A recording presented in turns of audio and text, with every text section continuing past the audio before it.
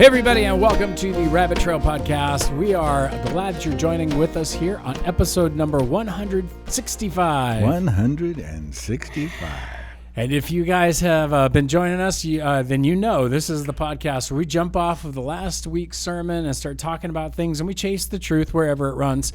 We are glad that you're joining with us, and we're going to be talking about some controversial subjects as we have been. We never talk about controversial subjects around here, but we're guaranteeing you 4 minutes of absolute bedlam before we really get started. Anyway, why don't you guys go ahead and say hi to everybody out there. Hello, my name is Stephen Oldham. I'm the local outreach pastor here at Olive Branch. I just want to say thank you for listening or watching. If you are listening, make sure that you give us a star rating, or just let us know that you're subscribing or where you're reaching out to us. Let us know what you're listening to us 3 3/4 stars. Yeah. Well, if you do that, search. Don't tell me. I don't want to know. No. Yeah, you can tell me. I don't care. But make sure you share that, though, the audio with somebody. Let us know how you're listening. That's always fun to hear if you're walking along on a jog or something like that. For those of you watching us, make sure that you like and subscribe, and make sure you hit that bell if you want to get all the information from our church and all the fun things that were going on here at Olive Branch. Boom. And my name is Brent Branchard. I'm the Connections pastor here at Olive Branch Brent. Church. Hi. And we would love to hear from you, hear some of your comments, and also to see some of the questions you guys are dealing with or struggling with. And we invite you to send them to Olive Branch at obcc.church. That's Rabbit Trail at obcc.church. Olive Branch. Rabbit Trail at OB. I'm tired today. Yeah, you are. Rabbit Trail at obcc.church. You can email us there. And again, it doesn't have to be specific to the topic we're on. If you have any life question, if you have any theological question you would like us to discuss, again, email that to us. I was surprised. We've been talking about some pretty controversial subjects, and I know subjects that people are dealing with. I looked today, even like this morning and this afternoon, right before we came up here, and nobody's sent any questions. So. Either we're just being doing too good of a job of explaining these things, or nobody's listening, or nobody's interested in hearing our views on what their questions might be. Anyway. No, but yeah, send us that information. We'd love to hear from you guys, and we know that sometimes podcasts are getting out at different times and stuff. So go back, catch up if you've been missing. They're right there. They're there on YouTube or Spotify or Apple iTunes. Just You can catch up. Trust us. It's worth it, especially in this series. I think we've been having some fun and getting some interesting stuff going. So, and we've had some good, cool special guests. I say that plurally, but with my wife, just once. Yeah, I think she's cool. Not discounting your wife, discounting the fact that I pluralized it and it was just one person that we've had as a special guest. But you can be a special guest. Yes. So there we go. Yeah, I think I am a special guest. So you're not a guest. You have a half right. Yeah. So again, as maybe people don't know out there, but we usually all take Friday and Saturday off as our days off. And Saturday morning, my wife and I woke up, and she said, "What do you want to do today?" And I said, "Nothing." And she goes, "That's what you did yesterday." And I said, "I haven't finished yet." Brent and his terrible jokes. Bing. Anyway, so do you have any? Stephen, save us here. Get us started on some. Yeah, there's no comments today. I thought, man, this is the one. I think maybe after they start generating out there, and a couple of weeks from now, we'll probably get more. We just got really nice, positive things. So God's kindness leads to repentance, patience, and unconditional love was a short. Someone just said, "Amen." And another one is, thank you so much for reaching out. We appreciate it when you say take your next step. So your video about encouraging people to take a next step, someone appreciated it. So there you go. There you go. It's good stuff. Boom, shakalaka. That's what we like. And we've been tackling some pretty hefty subjects, and we don't have... We'll get them, I imagine, but not yet. Yeah, we should be. Waiting. We're sort of like on that when that little wheel of death shows up on your Apple screen. We're just waiting. So. All right. So I guess we can get right into it then, huh? Let's do it. All right. So again, we are in the sermon series. What do you say when? And it's more like when your kids are coming up to you and they're saying things like I don't believe in God anymore. And talking about being pregnant and and what do you do? And this last week was Matt Furby spoke, and he had the subject. Who's what that? do you? Matt Furby is our that guy? family ministries director. Or, Yeah, it's good. We'll stick with that for now. okay. He works with families and kids. He works with families and youth and everything. Runs our else, youth ministry right now, and so that's why he can't be on here with us, because this He's is busy. Wednesday nights. Yeah. And so the subject was Busy man. about when your child says I'm gay, and how do you deal with that. So I just kind of want to hit that premise of the points that we really structured in the first series of having those kinds of conversations. Was, first, we've got to be loving. Second, we need to give truth, and third, we need to stay close and connected. So out of that, we went into Matthew 22, verses 37 and 39. He touched on loving the Lord with all your heart, and love your neighbor as yourself. So is there anything you guys want to just launch off right now, or? I just think it's always important on the Matthew passage to remember that there's kind of a way that this works. Like, it's not just, you can't decouple the two. I think a lot of people want to decouple it and even take the last one and just chop the very end off. And they're like, love my neighbor as myself. Well, if I don't love myself, then I can't love my so neighbor. you're focusing on you. Yeah, this is actually I'm just going to say it this way. That's a heretical reading of that text.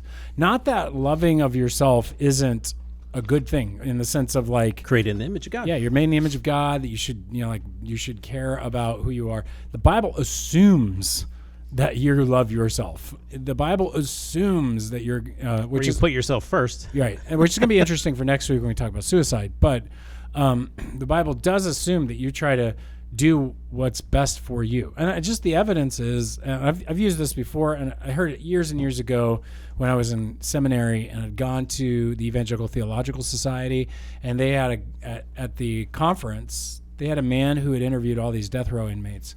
And he had found this pattern amongst them, which was that he only interviewed those who absolutely knew, or they had admitted that they had done the murder, or that they had, or Multiple the rape, murders. or whatever they did. All of them, in their admission of what they had done, also said, this is what I called them names beforehand, and all assumed they were doing something good when they did it. They never believed they were just doing evil. They all had convinced themselves that this needed to be done for They were ridding evil out of the world. yeah, whatever reason. This person deserves this. She wants this. This person is, this is justice. I'm getting vengeance. So the human heart has a capacity to always think they're doing the good. I was listening to Wes Huff with not recommending that podcast that he was on with all the comedians. It's pretty vulgar, but He went into the lion's den. yeah, he did. He did a really good job, and Wes Huff was there in this conversation. And one of the things that these guys kept saying is like, oh, so I have to feel like a piece of garbage before I can I can then receive Jesus and then feel good again. What if I already feel good about myself? And I wish he had gone in the direction of just saying, it's not about feeling good. It's about whether or not you've done the good. It's about what is the good. And you can feel, so many bad people feel good about the bad they've done, right? So where am I going with all this, for goodness sakes? When you love yourself, the Bible assumes you're going to do what you think is good for you. And so it's saying, okay, you need to love God and then love your neighbor like that, where you seek the good for them, just like you seek the good for yourself. But you can't do one without the other. You can't truly love your neighbor if you don't love God first. And this is critical when it comes to questions on LGBTQ, because we can mix the order up. We can think, I'm loving my son, my daughter, my friend, by just ignoring that what God has called us to do, which can be uncomfortable in our culture, to hold to his viewpoints and to hold to his theology, but it's not ours. It's his viewpoint he's told us to live by.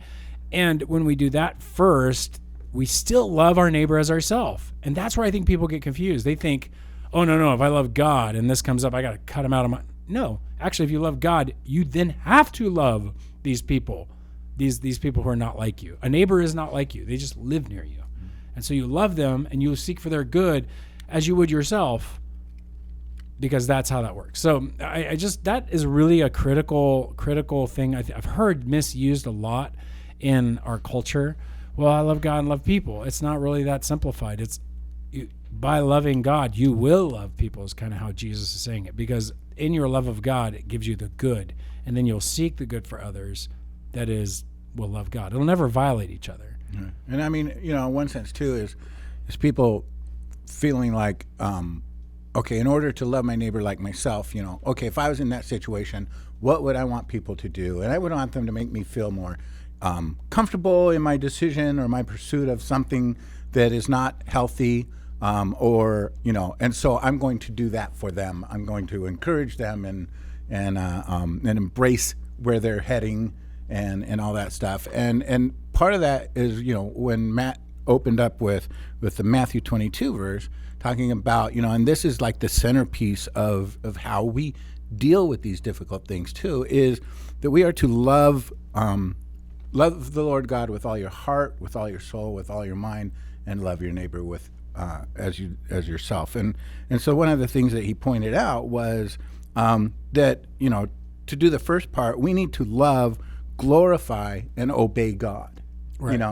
And then secondly, we need to love this person, and we can love them where they're at and value them where they're at, but also we don't want them to continue down a road that is going to destroy them.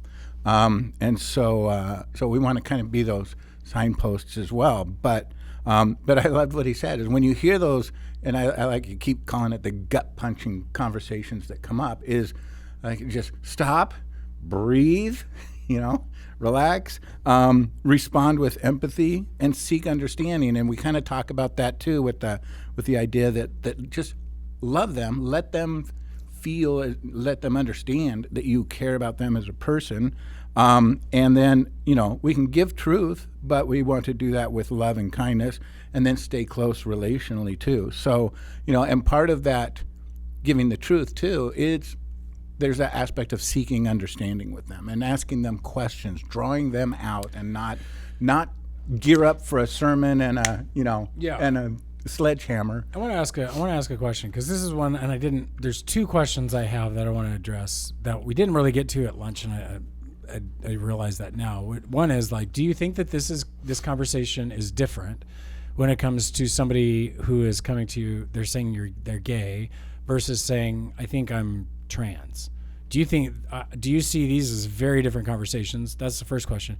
Second question is empathy an appropriate approach in these subjects versus like, I'm doubting or I'm pregnant?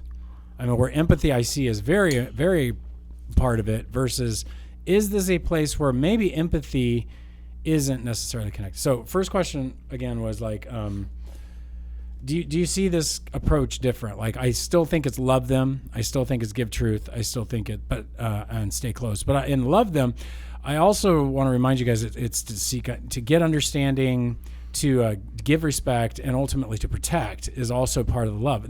And when it comes to the T, do you guys feel like this is a place where protection steps in faster than, say, in the I'm gay conversation? I guess that's the first question. What do you guys think? I know danger steps in faster. Protection steps, like your love and protection, should advance quicker in a situation where your child. I'm talking about a child again, not necessarily an adult. An adult, you don't have the power over their decisions. Define child too. You're talking 16, 17, 18-year-old, 16-year-old. Somebody you would imagine. I would even say somebody who's childlike in their mind, somebody with autism, somebody with or 21 still living in your house. Whatever. Stephen, what are your thoughts? Well, going back to love, because that's the first thing I think that'll help me clarify through what we're talking about right here. Love is something that I think that often gets misconstrued as affection or compassion or sympathy, and sympathy is the one that I worry about. It's like I have to feel that what you feel is not only just I'm acknowledging that you feel that way, but also accepting that you feel that way, and I have to embrace your acceptance. That's empathy, right?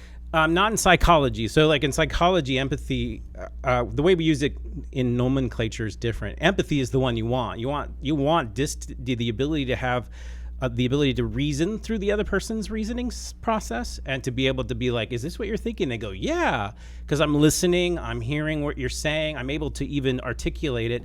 And then it would be nice to have an expression of feeling too, because that's emotional empathy.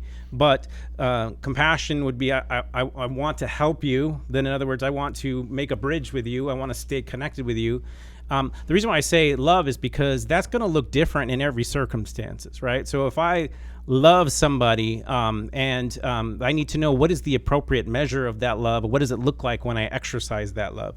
Because I don't think that just going in and saying like, I'm accepting everything you're saying, or giving the impression that everything you say I accept. Right. That's different than saying I love you, accept who you are as a person in my life, and I'm here for the long run, and I care about you, so I want to hear your point of view.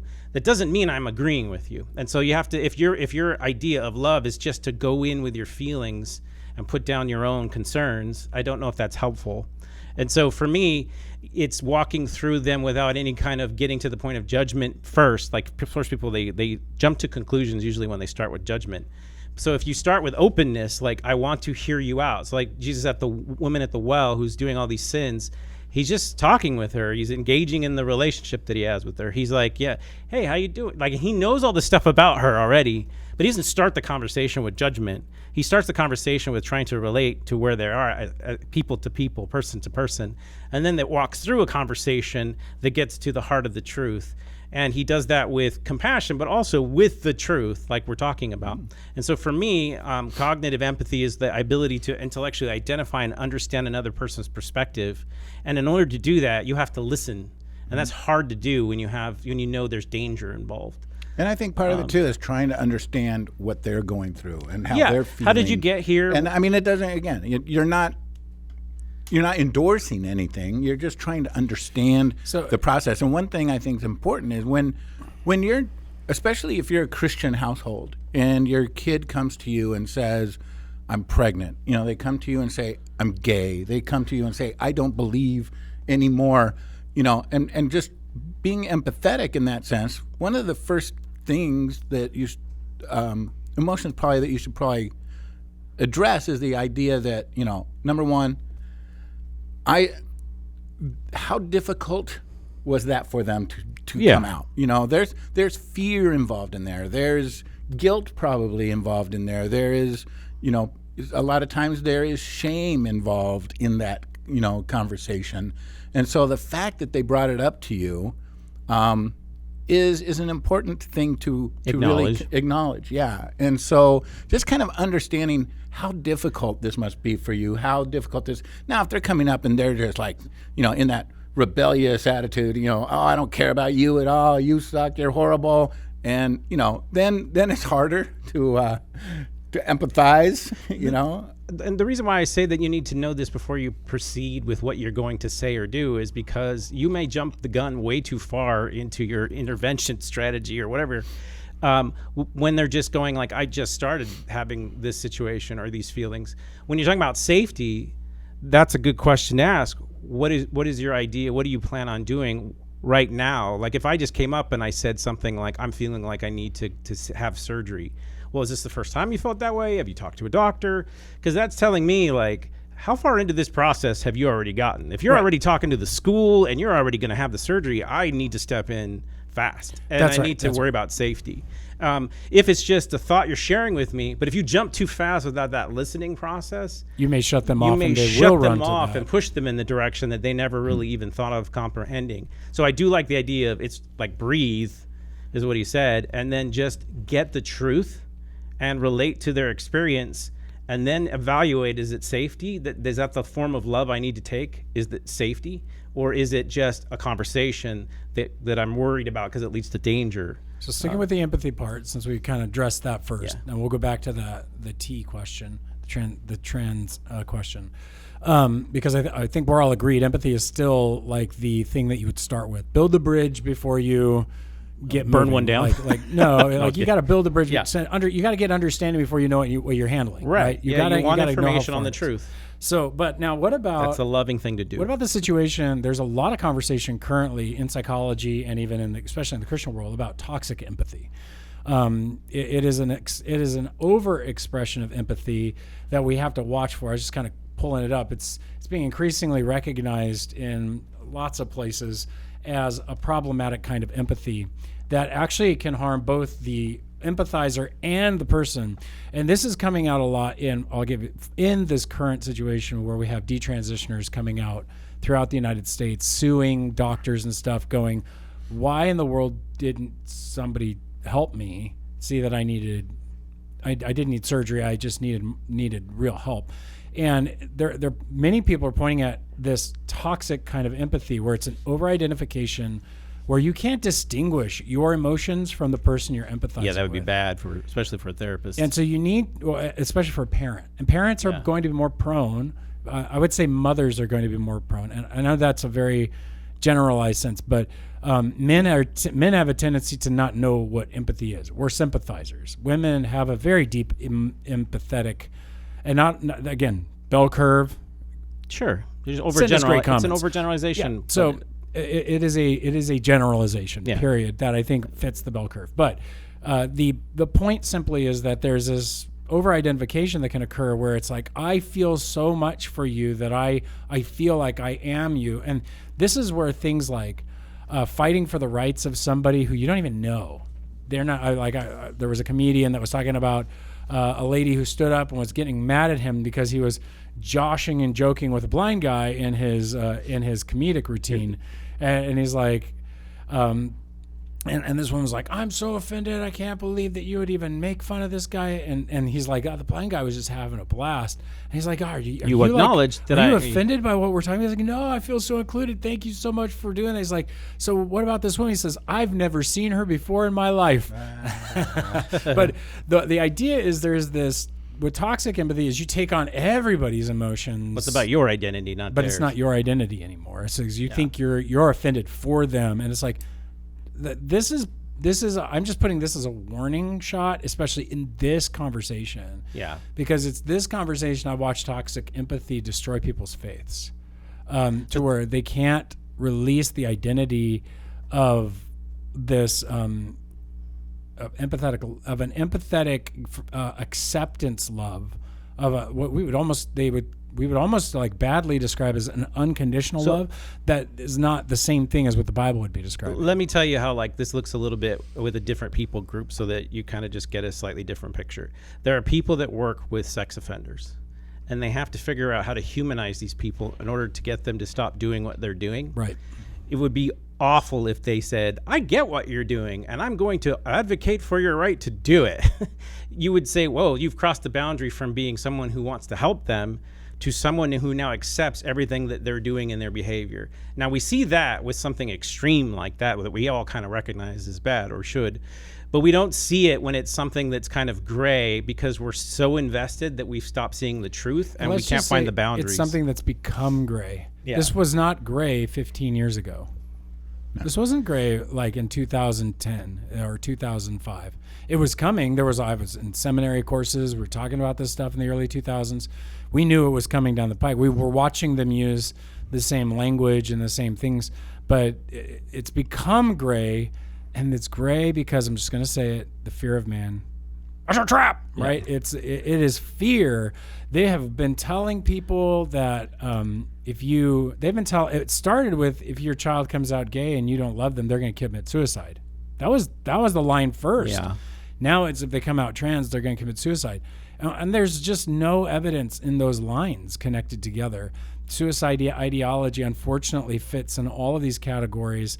And oftentimes, as you've pointed out, Stephen, they occur in places where they're the most accepted. Yeah. Like in cities where they're advocated and they have rights and everything, and nobody's thinking about it. The death rates or suicide rates are still high in those places. So it's just wanting to say, hey, look, yes, empathy is good in the sense that you need to understand what your child is going through in the moment of relationship with you.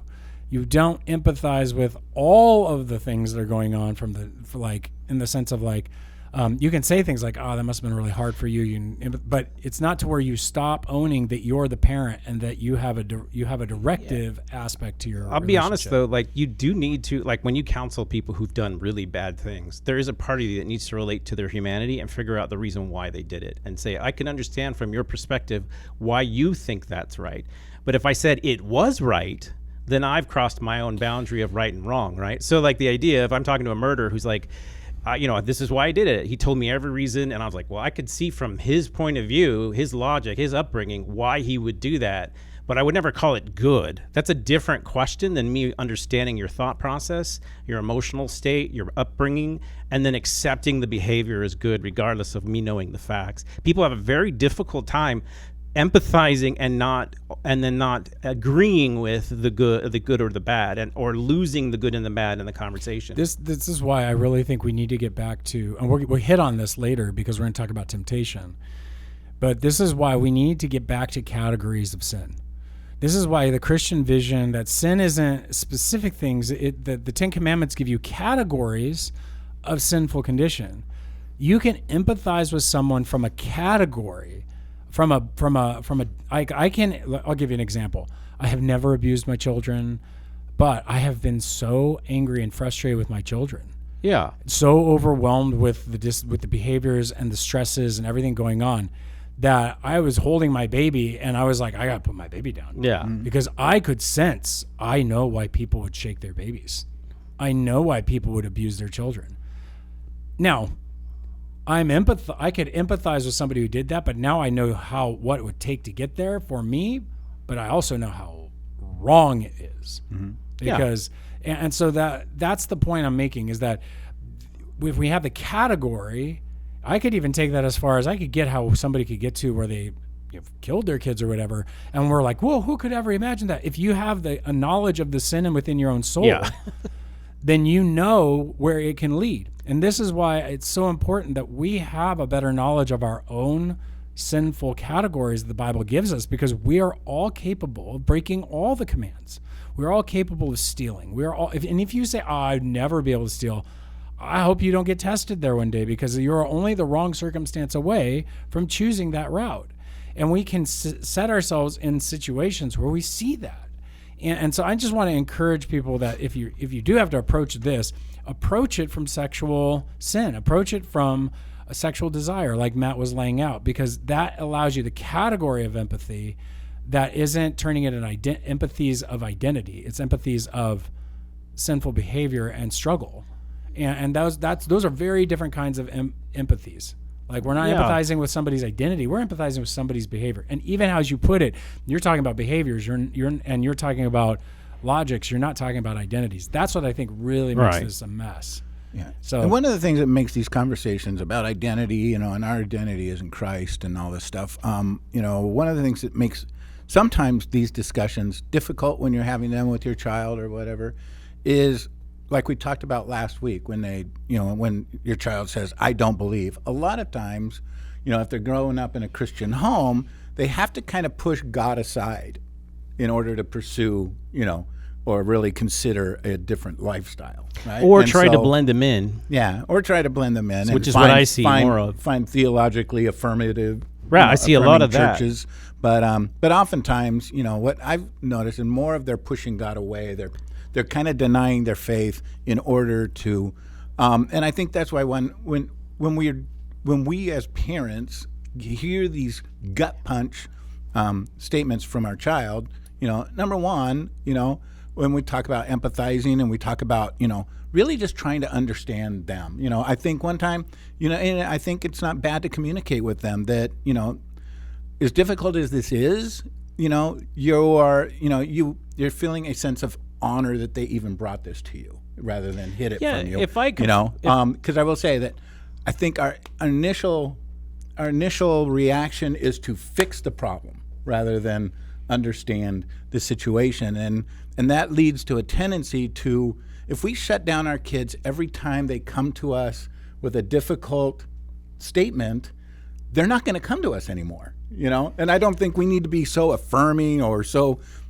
overly compassionate or have misguided compassion to where we are embracing their decisions. But hey, kind of like Christ, right?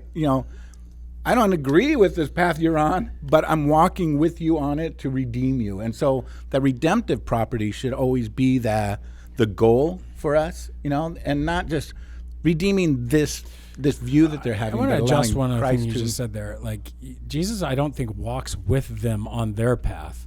I think he invites them to walk with him on his path. That's what changes you. What goes from ordinary to extraordinary is you walk with Jesus. He'll meet you on your path. He'll meet you, keep meeting you, but he's not going to go. I don't see anywhere. I did not mean that Christ is going to walk with you into their sin and is like hanging out next to them, like, yeah, you're sinning, okay. He doesn't do that. No. So that's just, he'll meet you and then call you, and it's up to you to follow with him. But he continues to draw you in. He does. He does. That I agree with. I'm just wanting to clarify on language sense, because there's a very, very, very, we have to be very specific in this conversation. And very because you have a tendency to hear what you want to hear. That's what I did like about the balance in the sermon, where he says, for some people, you're going to err on the compassion side and not want to have to deal with the truth side. And for other people, you're going to want to start with the truth and not be compassionate at all. If you remove those, the truth and love in the conversation, and I don't think they're as separate. I think in order to be loving, you have to be truthful. And you don't want an untruthful doctor because he cares for you. I love you so much, I won't tell you have cancer. Like, that would be the worst kind of doctor to have. That's not love, right? Yeah, it's not love. I would say it's not love. And if you start with rage and anger, that's more about you being mad at someone doing something that's going to cause you frustration, not about trying to bring them to redemption, right? It's about condemnation. And that's when God's like, you are in the same position as this person. They're a sinner. And I think that's the thing that when Wes Huff was on the show, what they didn't like was that he kept saying, like, yeah, he goes, that's the problem. We're all sinful. And it's hard to confront your sin. And you can see in real time, this guy goes, I have to not like myself. He's like, it doesn't matter. It's like, you have to acknowledge the truth in order to get well. And you have to understand that I can do all kinds of bad things if I don't have the Holy Spirit living in me. I don't care about truth anymore. I follow my passions, my desires, or even my pains. That's going to lead me away from something that's better for me in the way that God's designed me. And that's true of most people. I don't know anyone but Jesus who doesn't have that as their base. And so you can't handle that as a human. You're like, I can't handle the fact that I'm bad. I can't live that way. So you have this cognitive dissonance about, but I know I can do some good. So therefore, I'm a mix of the both. And that's just everybody. And we just need to accept that. The problem is when you want to call something bad because you know it's clearly bad for you and everyone else, you can't, because you've accepted it as the human condition. Where God says, I see that you're a sinner, but also I've come to save you, but you have to acknowledge that you need salvation for you to get on the right path. And I think that answers all the questions. That's the way that you can pursue good and still acknowledge that you're a sinner, or that you're prone to your own proclivities. So now, returning back then to the conversation, it's I'm gay, or now say it's I'm trans. I think, Stephen, you kind of answered this. Like, I think that you go quicker. First of all, I don't think we think often in the L and the G anymore about like the idea that there's someone discipling the child into that direction. We think it's an inner thing that they feel, and they just start going. Definitely in the trans world, we understand somebody's got to be giving these ideas to them. We know, I've heard many stories from detransitioners and others who, be it on radio broadcasts or lawsuits, you name it, all that kind of stuff. There is always a group, somebody who comes in, TikTok, somebody who comes in and kind of brings them along in this journey, gives them the idea that they are this way, and they never thought of that before. They thought they had bulimia, or they were just autistic, or you name it. And in comes this group. You don't feel right in your body. Well, then you're trans, and so everything becomes trans. In my mind, once you discover like the stories going on, if you find the influence, like it is our job as parents to protect and to remove the influence. That I think a lot of parents need to remember that those devices don't belong to our children. Those devices belong to you. You have, as a parent, every right to control the gateways of influence to your children. And we need to be able to step in and go, whoa, like you don't need to talk to that teacher anymore. You don't need to go to that class anymore. You don't need do things. Jesus would say, if your right hand causes you to sin, chop it off, fling it away. Do drastic measures to keep little ones from sinning. And I do think protection jumps quicker in the T world than it does because of the drastic nature of what's it could be anything. I mean, I've seen almost any proclivity be taken to a dangerous end. Taken to a dangerous place if someone is introducing sexuality to a child at a young age, regardless of the kind of pornography. Yeah, whether it's hetero or whatever you want to call it, whatever label the world wants to give it. When you introduce things inappropriately to the kid, you can do a lot of damage to them to get them to do what you desire. And there are a lot of predators online that are seeking that out. So the other thing is I would say that you want to have that ongoing conversation so that your influence is one of the ones they trust the most. And that means going through their thought process, not only when they do bad things, but when they do good things. And so that's helpful to establish when they're young, is to have an open conversation about even their negative feelings when it's not so severe.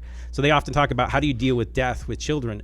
Well, you talk about it when the pet dies. You don't wait till their closest friend passes away and then have a conversation. It's just a part of the life that you're introducing. So there is a tendency to put them in Christian school or to put them in homeschool and think that just because you did that, that you're going to make them safe. And what I found just with my nephew growing up, when he went to a local school, Christian school, they were talking about it amongst themselves, and they were exploring it all the time. And the teachers may or may not have known about it. And so you think they're safe just because they're in a Christian environment. That isn't the case. So be one of the influencers, be the most influential, and be open to have lots of conversations that lead in many directions about your own experiences and the experiences of others. And this is going to sound extreme, but I want to clarify something. Our culture is a grooming culture. And I know that's like bad to say, but let me put it this way. Our culture likes to introduce sexually explicit material younger and younger from the internet to younger kids. It's just, it hunts you out. It finds your algorithm. It brings it into your feeds. It shows up in your library as available because nobody's really looking. It's going to show up in all kinds of locations. It's right there in the supermarket aisle. I know people are like, that's not pornography. It used to be considered pornography. It was called soft porn.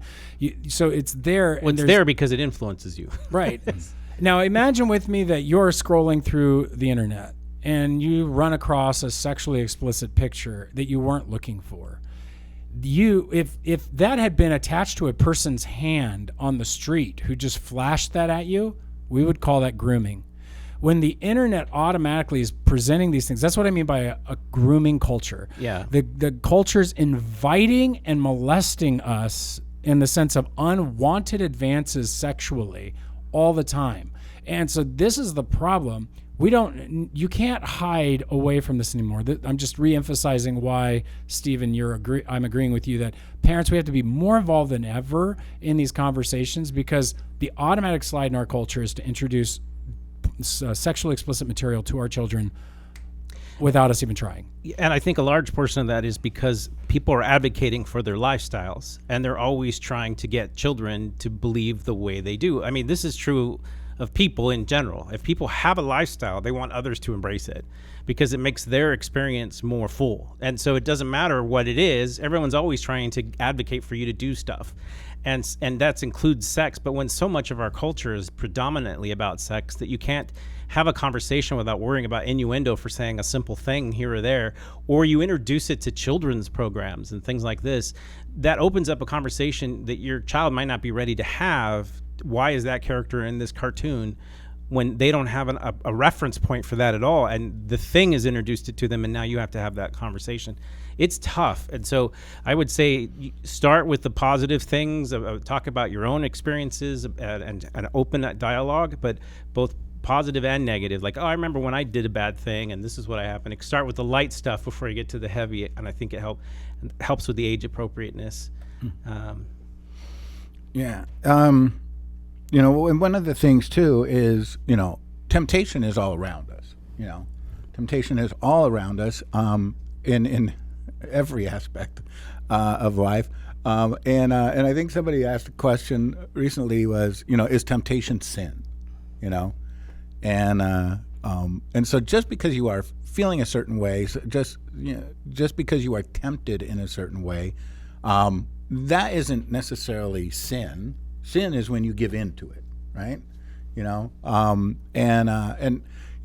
Like one of the things, again, when people find out you're a pastor, a lot of times they will just like shut you out. I don't want to talk to you anymore. a lot of times, especially more so a few years ago, I found this a lot, was when I was in an environment and somebody found out I was a pastor. The first question I can almost guarantee they were going to ask me is, what do you think? Can a Christian, can a Christian be gay?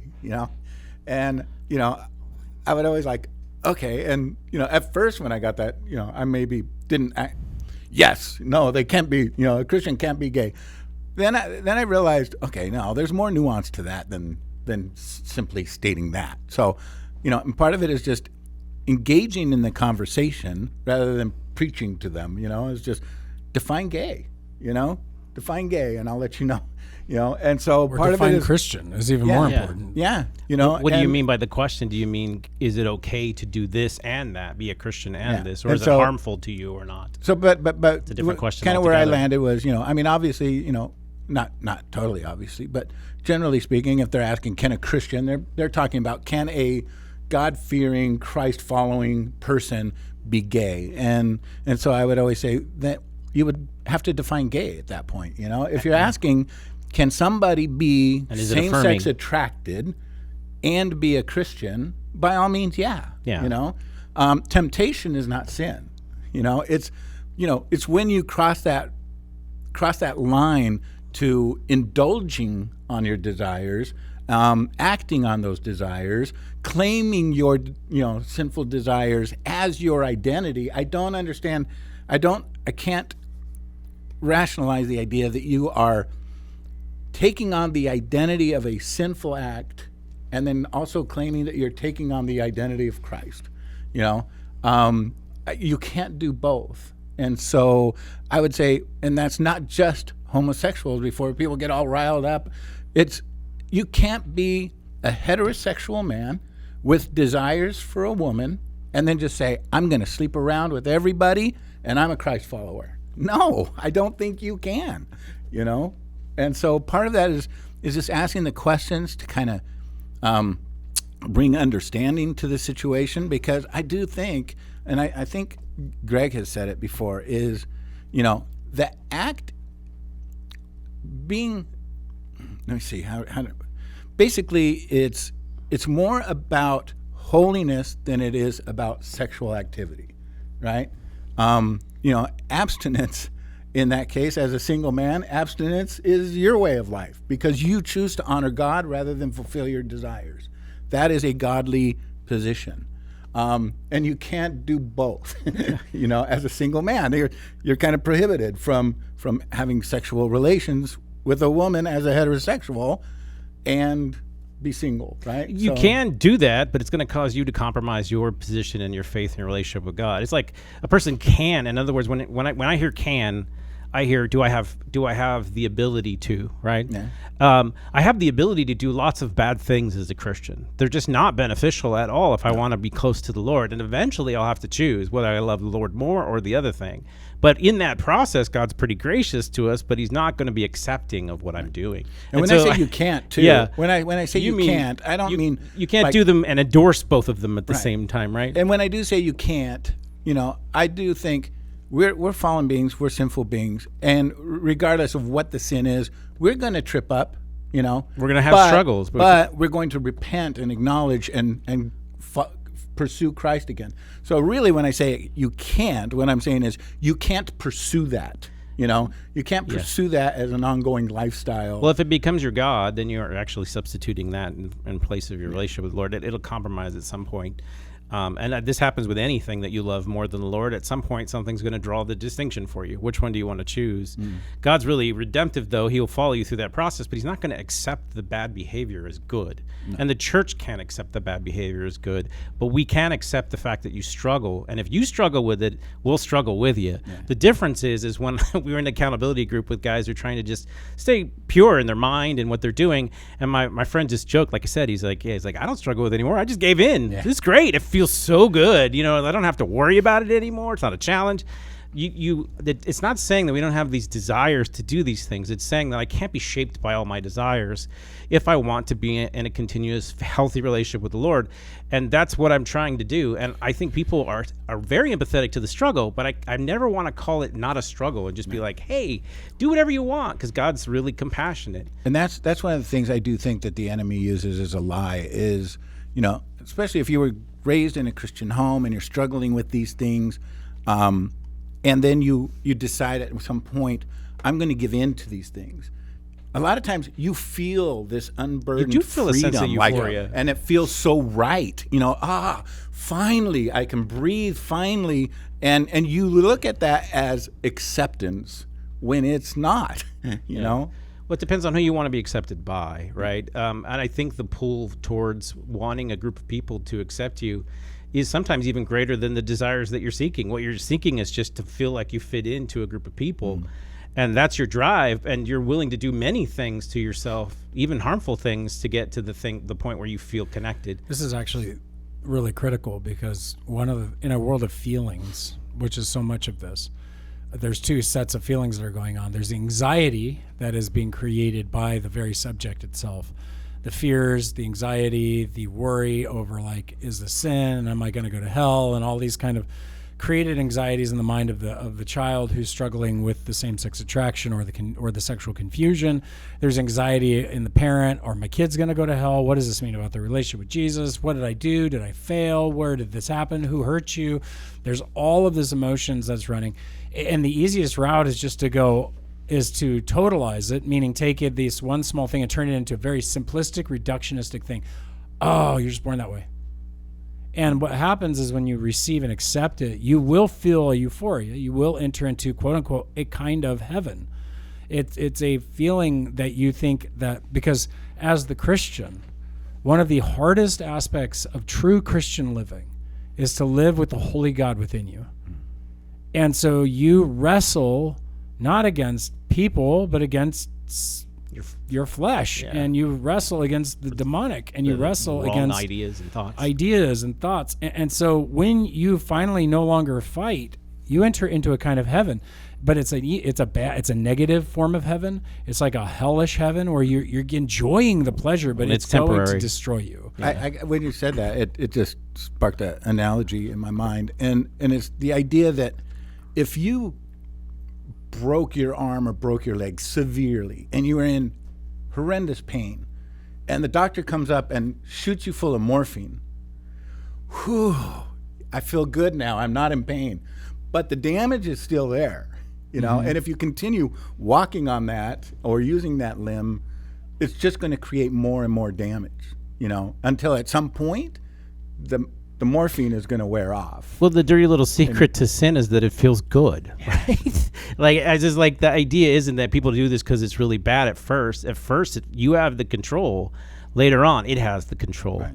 And that's anything that you get stuck into. Everything that isn't a godly desire, how you know is eventually it controls your life. It forges your identity. It destroys your relationships. You have to maintain almost an oppressive kind of belief system. You have to hold on to these truths. It's like a lot of drug dealers, when people come out of that, they're like, I lost all of my friends. I lost everyone because you gave up the thing you all fellowshipped on. And if that's the only basis for your relationship is that you all have the same proclivity to do the bad thing, then that's not a healthy relationship. And so they have to almost start all over on how to reconnect with people and go through the struggles. And it's much easier to do it that way. It just feels better. But it only feels better for a period of time. Which is why you have to start cutting people out. Yeah. Which is why you can't accept other people's differences of opinion, because that causes you further pain. And if the goal is to reduce the pain and to forget that something's wrong going on here, your body's telling you something. I'm not thinking about my chin because my chin doesn't have any pain, right? But if your back hurts, you're thinking about your back.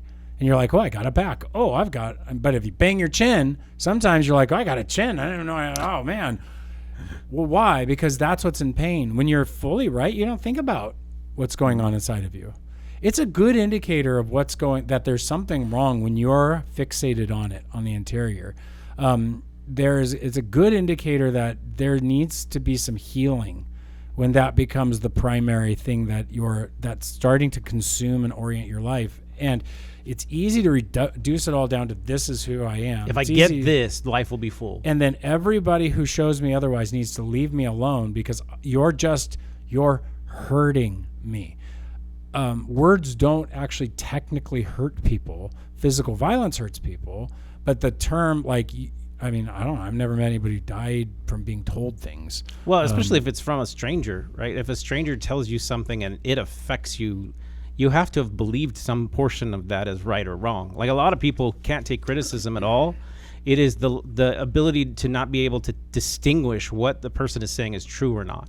And you believe it might be true, so therefore it causes you angst. And so you don't want to do the self-examination of finding out what that is, so you just cut that person out. This is why when people criticize you, whether they're your enemies, it doesn't mean you put yourself under their bondage or their control. It means that you might be able to, when you work out those thoughts and see what they are true. But if you don't know what truth is and you don't have an objective reality to it, you're going to just live your whole life just grasping at straws, trying to figure out who you are. And again, you were saying that, they have to cut people out of their lives, and you're saying these things that you're hurting me, and words aren't hurt. Words don't hurt people.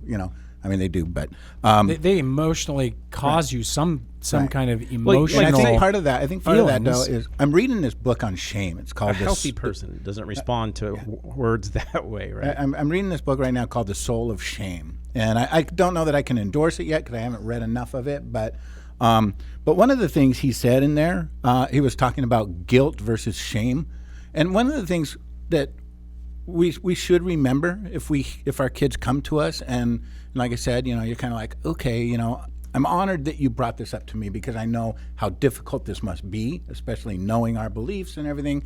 You've probably been wrestling with this for a long time, and so for me to just overreact right now is probably not the healthiest way to do it.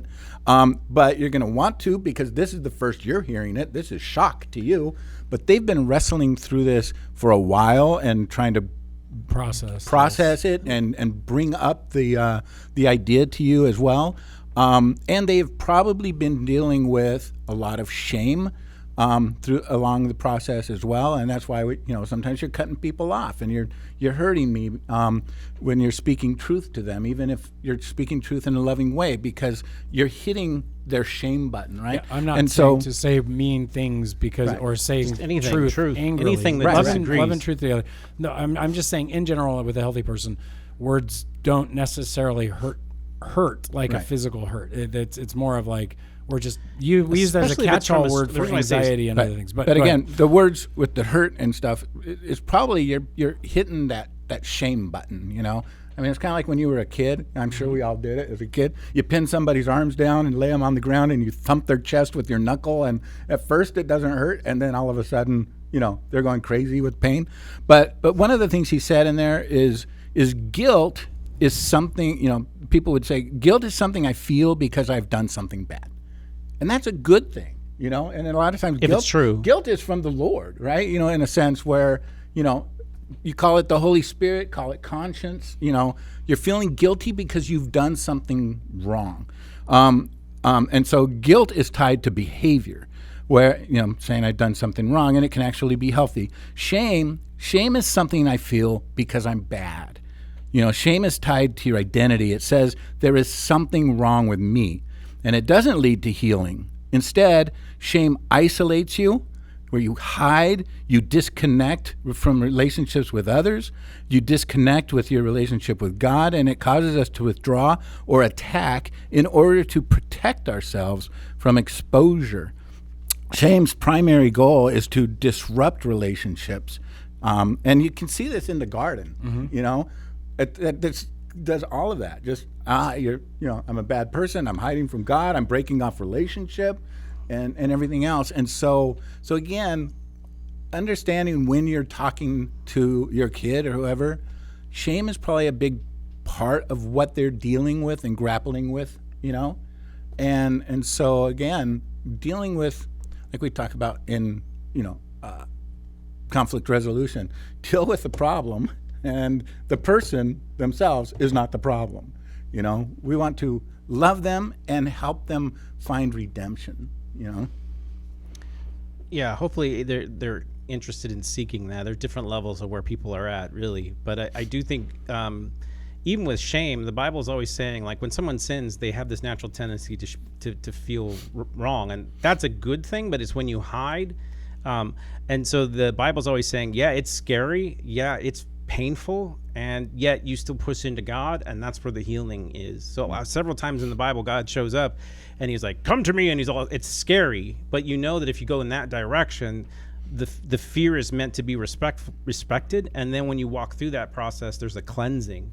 But if you pretend like you have no problem, then you can't accept that, and then all you get is the frustration from the like shame of it. And like I said, they're probably dealing with shame. And I will say, when you hear those words, a lot of times your first reaction is shame, because now you're thinking, I failed as a parent. What did I do wrong? And it's all like, I'm a bad person because they've made this decision or they're making this decision. And so we react sometimes viscerally because we're feeling shamed For someone else. Yeah, for someone else. And so again, stay in that thing that, no, I want to love you. I want to love you in the sense that I want what's best for you, and let go of your own issues that you are trying to filter through this, and just focus on how can you best care for them and bring them back to the truth in a loving, gentle way. I wanted to go back a little bit because we did hit one subject, and that is just temptation. So I had someone come up and they were a little confused as to whether is temptation always sin, because that's the way they looked at it. There's a difference between you tempting yourself or something else tempting yourself, and what's the difference between when the Bible says you've been put to the test? So I just want to throw that out. Yeah. So this is a tougher subject than people think. But first of all, Matt was correct. Temptation is not sin. They're not the same thing. Sin is what is produced. I'll just read from the ESV. Matt used the NIV. I'm not so sure I like that as a translation because of, and I'll explain why in a second. For this particular verse. For this particular passage, he says, let no man say, this is James chapter 1, verse 13. Let no man say when he is tempted, I am being tempted by God. For God cannot be tempted with evil, and he himself tempts no one. But each person is tempted when he is lured and enticed by his own desire. Then desire, when it has conceived, gives birth to sin, and sin, when it is fully grown, brings forth death. So we have three concepts here. We have temptation, which is the broad category. When are we being tempted? Well, it starts with like a lure. There's this kind of hook that's available that our desire grabs onto. Then we are enticed by that desire, and when it's conceived, when it's hooked in, he's literally using fishing language here, then it conceives and gives birth to sin. Sin occurs after you grabbed on, you've been hooked by that desire, and you go after it. The desire at first is not wrong. And this is critical because they actually, the NIV says evil desire. The word just means desire. And it's very neutral. There is a concept in the 10th commandment, and go back way back when we did our relationship playbook. The 10th commandment is not thou shalt not covet. It is you shall not have disordered desires. Every desire given to us and every desire in us has an appropriate direction. It is when that desire is tempted or sees a hook and wants to grab it, when I see somebody like maybe I'm so frustrated and angry and I have a chance to try to shut my kid up with yelling at them. Well, my desire is for peace in the house. That's not a bad desire. My desire is for my child to stop and for my anxiety to go down, my child's anxiety. And so, but I get grabbed and now I'm led to anger, and an unrighteous anger that starts to be angry and vent and hurt. Now, that little loop gets faster and faster and faster the more you vent. I actually am having to try to help remind people venting is the opposite of self-control, and self-control is not bad for you. Self-control is the ability to know I have a feeling and find out what the appropriate desire is and aim in that direction. So Jesus, here's why I want to make this big deal. Temptation occurs when I have a desire and something that's falsely trying to tell me I could get that desire solved comes before me and tries to hook me. I reach out for that hook, I grab it, and now temptation, I've been tempted and I've grabbed it. It can come from within through my thoughts, or it can come from without, from the demonic or the world. and I grab it, and then Lured sin is away. born. Jesus has desires, but they weren't evil desires. And as we saw in Hebrews, he was tempted in every way. We could say he was tested in every way. The word tempt and test are actually... They go back and forth. They're back and forth just depending on the context. Yeah. And so Jesus clearly was tempted in every way, but he didn't sin. In other words, he had desires, and the hook showed up. All the hooks were put before him, but he never grabbed them. He saw the hook. He saw a beautiful woman. He felt his desire. He felt the desire of that God-given desire for the beauty of that woman, and instead of lusting, he appreciated the beauty, and he glorified his Father. He saw the money sitting there and could do whatever he wanted with it, but he saw the money, and the hook was take it, and then it's not mine, and that would lead to so many distractible things. And I'm depending on my Father. Thank you, God, that you provide my needs, and it led him to the right end of his desire, which is, hey, I need something. It would be easy to take that. No, I don't need that. My Father will provide for me, and then the Father provides. So Jesus is given every hook available, and it's coming not from inside of himself like us, but it's coming from outside through the world and through the devil. Yeah. And one of the biggest desires that Jesus had, which would probably be the biggest hook, would be he knew he came to redeem mankind, and the devil offered it to him. Right. If you do this, everything will be yours, and you don't have to go to the cross. And then you see him in the Garden of Gethsemane Take comfort, and baby. realize how big of a hook that was, and he didn't take it. So, And I think it's important because you and I, there are evil thoughts that we've imbibed. We're fallen. And so our temptation can either come from within, which is like literally just replaying hooks that we grabbed onto, and we're hooking ourselves. Or it comes from outside. Like a thought you never even had. It just popped into your head, and then you're like, what is this? Right. That would be sometimes that's demonic, or sometimes it's something that shows up on the internet or on your screen, or somebody else says, and you're like, oh, I never thought about it that way. And it seeds inside of you and prepares you for a temptation in the future. This is why you're never going to avoid temptation. In fact, Jesus, I believe he said earlier in the book of Matthew, he said he said, woe to where temptation comes. He says temptation was necessary. It's part of life. It's part of the reality. And why is that the case? That's Matthew chapter 18. I want to make sure that we see that. He says, whoever receives a child, woe to the world for temptations to sin. It is necessary that temptations come. Near Matthew 18, verse 7. That was verse 7. That's crazy. It's necessary that temptations come. Yeah, because the temptation or the test is for you. It's for you. It reveals something about you. It makes you stronger. When you resist it, you're growing in self-control. You're developing the ability to know how to rightly guide your desires to what they really need. As I explain to my kids, sometimes it's kind of weird. Like, you feel anxious and all freaked out, and like bad stuff could happen. And so I know, or we said this in the youth group, oh my gosh, I feel all anxious about my coming test, and I need to study and have a grade, and I know I'm going to fail, and shame shows up, and I'm telling myself I'm worthless and that. I know what'll make me feel better. I'm going to look at naked people. What? How does that? I know it's going to make me feel better. I'm going to take a drug. I know what'll make me feel better. I'm going to go eat a ton of food and vomit.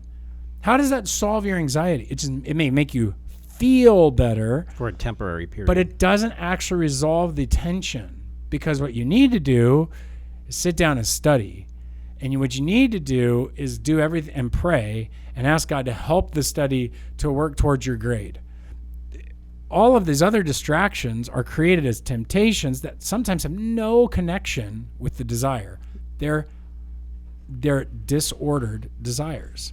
Does that make sense? Mm-hmm. And I think that and the reason we get into this is I believe all sexual desire that is aimed outside of a marriage is a disordered desire that, when entertained, grows.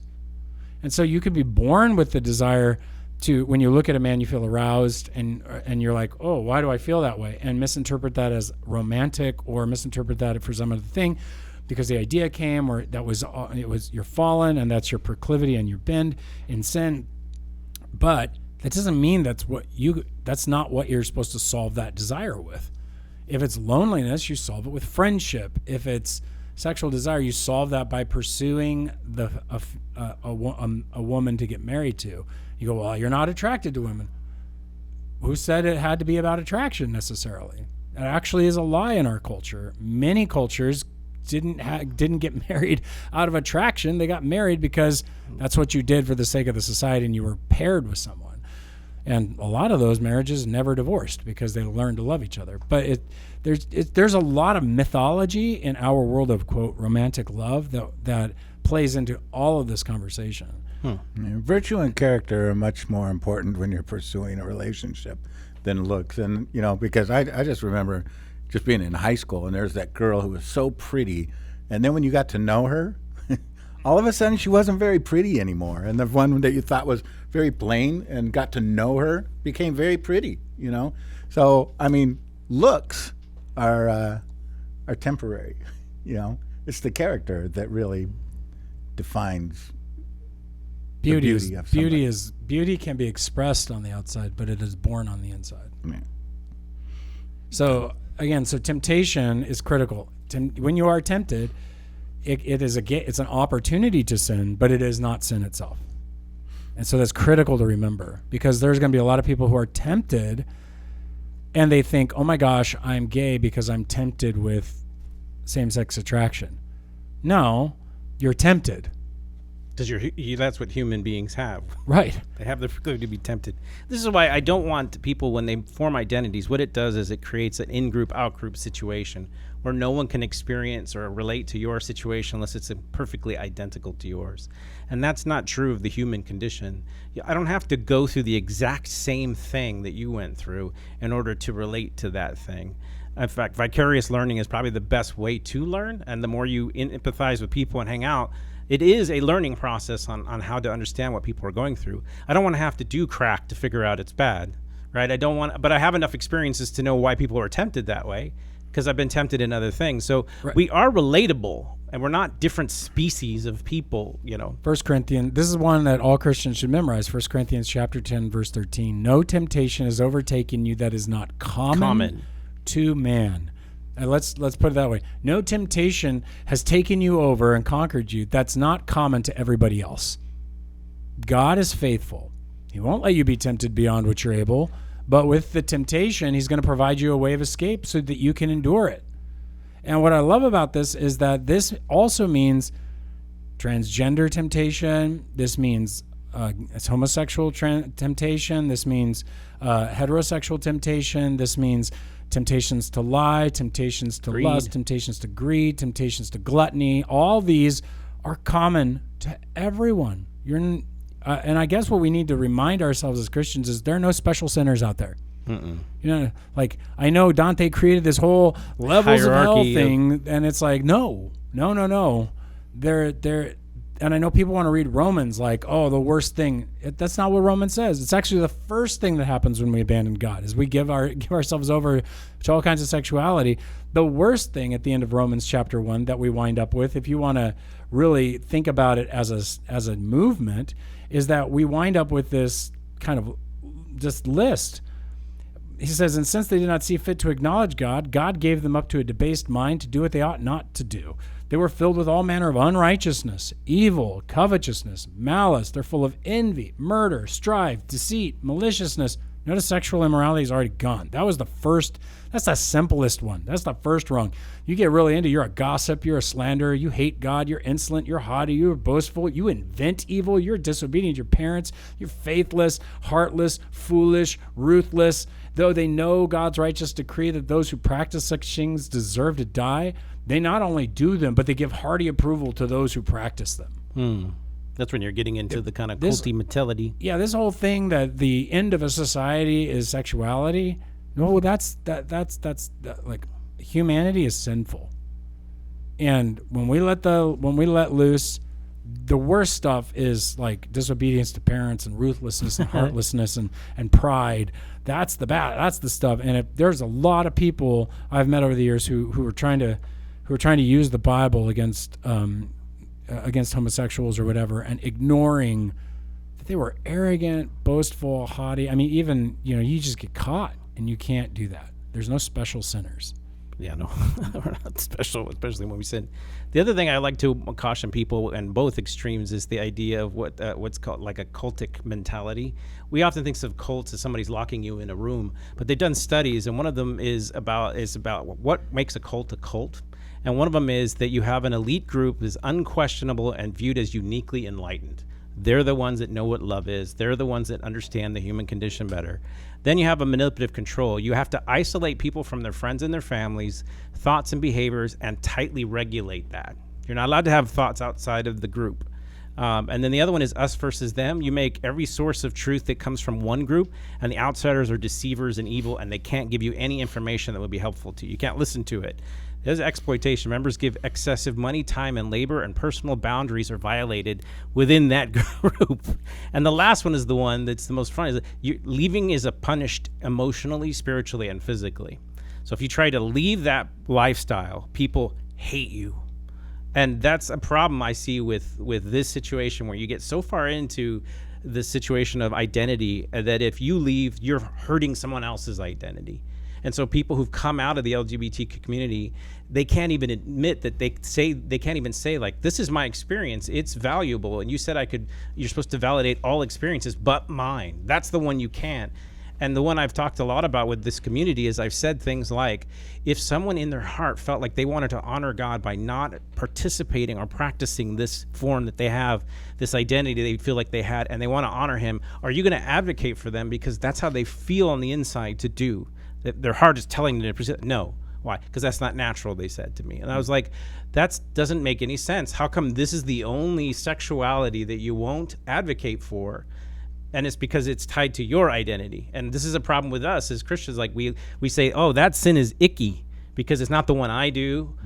But mine isn't that icky. You know what I mean? And so it's like, you got to be careful that sin is a problem for all of us. And even groups that are Christian, once they start trying to control you, and like if someone leaves, we're saddened. We want to persuade you. We want to talk with you. Right. We don't want to say, lock the door, don't let them leave. You're an evil, terrible, horrible, no good person. We never want, nothing you've ever done is good. You deserve to die. And that language is really big on the internet.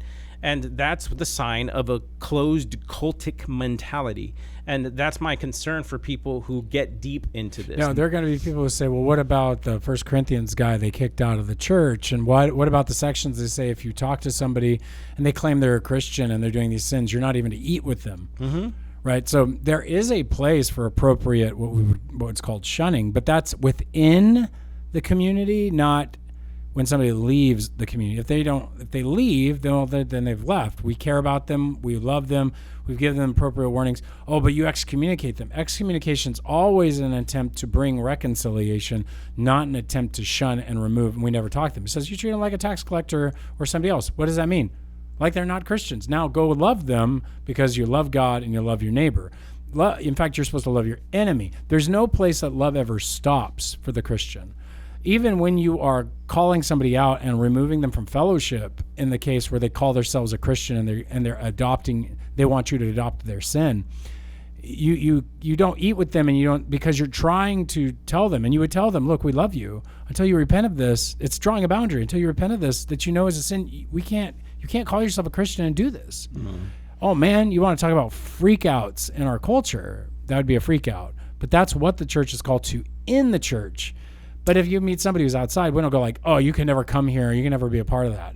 That's Jesus was completely opposed to that kind of stuff. And you were talking about, people wanting to come out of that lifestyle, and they get such vitriol from the people within that lifestyle, and it's cultish. And Greg even brought up, like when we talked a couple of weeks ago, that a lot of these are demonic, and I do think that part of the reason people are getting upset when you're moving out of that is you're pushing their shame button, Yeah. And then saying that is a shameful life, and so now they're vitriolic about it, and it is controlling, and it is, but sin is. I mean, the Bible's clear that sin is a taskmaster, and it will control you. And so these groups are trying to control you, just like the pro-choice people, they support pro-choice unless you're choosing life, and then they want to pick at you. So there's a lot of that, but I think there's a lot of shame in that as well. And I think that the only cure for shame really is bringing it to light, and not hiding it, because that's what it's going to want to. I think Steve and I are both thinking the same thing, though. There's it's not just on the left; it's on the right. It's on the right. We're starting to adopt it a lot. We are starting to have approval. Even and my problem is when it's not healthy. What's not healthy is when I can't say what is true, and I'm covering for my side in order to win a victory or a battle. And we all lose before God when it comes to trying to live our lives out. So when you're making excuses for the bad on your own side, and then the other side is evil, that's the temptation for a church. And then churches are, when they give up their persuasion over coercion, like you're forcing someone to adopt this, as opposed to you don't want to act that way, go out there and act that way. I can't make you stop acting that way, but I can not allow you to influence this group of people or acknowledge that that's good. But I can't stop you from doing that out in the world. Go out in the world if you feel that that's the lifestyle you want to live. I'm not taking away your livelihood. I'm not trying to stop you from making a living or help your children if they're in need or try to use that as a manipulation tool. So to me, it's always about that conversation that we're having. And I think that's the difference. But there are churches that have done that. And I'm saying that the reason why I recognize this in the LGBT community is because we've seen it in the church community. Mm-hmm. We've seen cults like this. And this sounds religious to us. And cults don't have to be now in the modern age centered around a God. They can be centered around an ideology. And the ideology is that we affirm our own belief system to the detriment of the outgroup. And that happens a lot. And I'm fearful that both sides are going in that direction instead of the one that's saying whoa, let's stop and seek the truth and have a persuasive conversation and do it in a loving manner. But we are honestly going to disagree if we think the truth is something different, and we need to live out that, and we need to be able to have a conversation over that without killing each other. Yeah, and again, I do think exposure is the only way that shame is lowered, because shame's goal again is to isolate. And have people hide and bring division relationally. And that's why I think that, I don't know if you got it from somewhere or if it was just something you came up with for the first series that we've been pushing this through, is we've got to love them. We've got to give truth in a loving way, in a kind way, and stay close. Because I do think that, the goal in dealing with these difficult situations is staying connected, even if our beliefs different, we need to stay relationally connected, because this isn't necessarily the end of their story, and we don't want to necessarily be shut out of the rest of their journey. We want to be, a resource available to them if they were to change. Right. But also, there are some people who I know who have not deserved being cut out of their story. They didn't do anything wrong. Mm-hmm. They've loved them. They've given truth. They've done that. And they've been cut off because you don't believe like we believe. Right. And what I have to encourage them is just, they may have shut the door. You don't stop knocking. Mm-hmm. As a Christian, we never stop knocking. We never stop sending cards. We never stop saying we love you. We never stop showing that love. We never stop giving support where we can, when it's good, praying for them. And it is one of the most painful things I've ever seen, are these good, loving families have their children, adult children, slam the door of relationship in their face because of a political matter, or because of a sexual ideology, or because of whatever. And the Christians just sitting there going wait, you're telling me I'm cutting you off? I'm not cutting you off. I love you. Why can't we agree to disagree and be okay with that? That's a threat to me, or whatever. It's that's cultish thinking. I think that's what you're pointing out. And that cultish thinking is being played off of this shame that's going on. And I want parents to know that's not a shame that you need to bear. Keep loving, keep caring, keep praying, keep knocking. Yes, so that one day the hope stays alive. It's not a solution to solve a problem. This love them, give truth, stay close, is so that hope doesn't stop. So that's kind of where I think we'll call it. And we've got a question, right? We've got a question. We've got a question from Nate. We got a question. We got a question. We got a question. I wonder what it is. All right. So Nate Harris out there, he's a listener, long-time listener. Hey, and my son. He's also, your son. This question is, hey, Dad, I don't know if you're doing the need to read that podcast. part. Oh, I guess not. I'm Told just you reading don't this read for that the part. first time. Always read Can I this. get So- a ride? Oh. So when God was creating the earth, he said, then God said, let us make mankind in our image, in our likeness, so that they may rule over the fish in the sea and the birds in the sky, over all livestock and all the wild animals, and over all the creatures that move along the ground. Genesis 1:26 NIV. So when he says that, does he mean that they, the Father, Son, and the Holy Spirit, are like humans, or could that each represent some kind of aspect? Body, Jesus, Spirit, Holy Spirit, and mind, God, or is this just heresy? All right. Nate Heresy, we will answer this question right now. All right, so I love it. What you're wrestling with is the question of like, how is mankind made in God, the Trinity's image? Mm-hmm. And this is a very, very deep subject, so I will try not to go off my deep end on here. But I would say that first and foremost, humanity, it's not necessarily that God, the Father, and the Son, and the Holy Spirit are humans. That's not what that text is saying.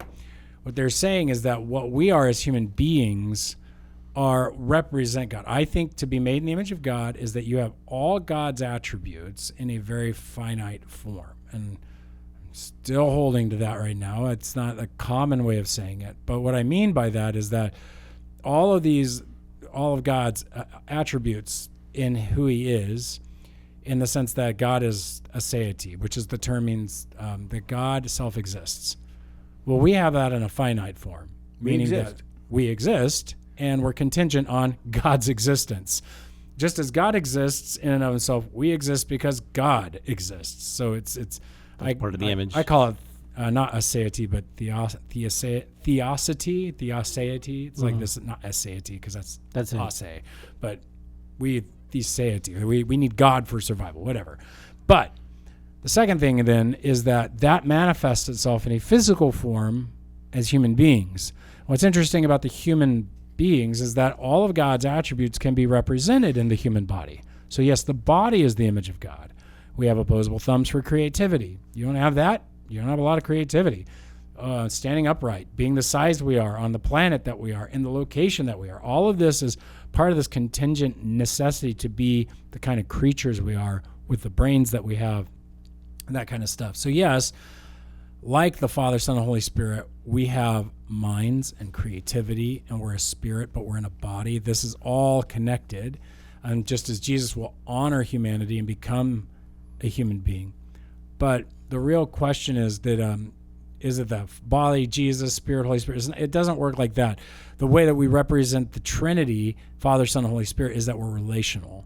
That God made us to be a people who are connected, person to person, on top of all of his attributes representing my body and in my spirit, my soul. So, Stephen, you want to toss anything on top of that? Yeah, and the other one is that it's a role that you play as well. So to me, you need all kind of three of those. So to me, you reflect God's image. You have to have the capacity to do so, and so you reflect him in a limited capacity. That's kind of what I hear you saying. Yep. And then you also, we're in a relational role because God is relation, so we're relational. So we have to reflect that image relationally to other people.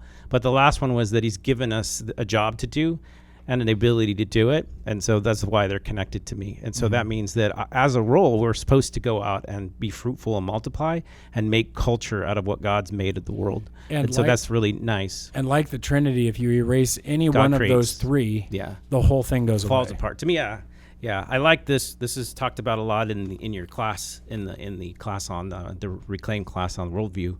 But it is good to have, and it's helped me kind of clarify. Like if you look at the debate, there's like 4 or 5 or 3, but they all kind of center around those 3 things. You have these attributes, you have this role to play, and you have this relational connection.